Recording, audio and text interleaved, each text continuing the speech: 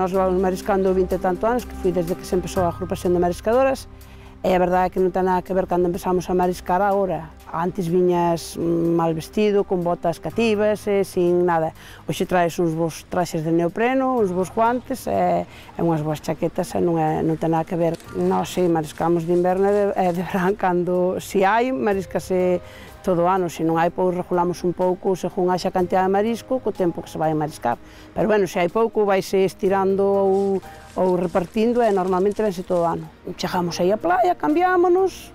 Se estamos aquí na zona que está do lado da casa, pois cambiámonos na casa, se non, pois vamos cos coches e cambiámonos onde baixamos para a playa e pasamos na lancha, porque aquí sempre temos que pasar na lancha para acceder aos bancos.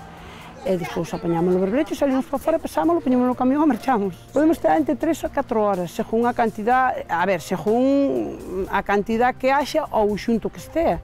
Porque ao mellor tes pouca cantidad concentrada nun sitio determinado, vas a ese sitio e terminas pronto. Se vas a un sitio que está moi disperso, pois tardas moito máis. No esteiro do Anllóns o que máis se produce e o que máis ten é berberecho. O sea, berberecho cando se lle dá hai moito.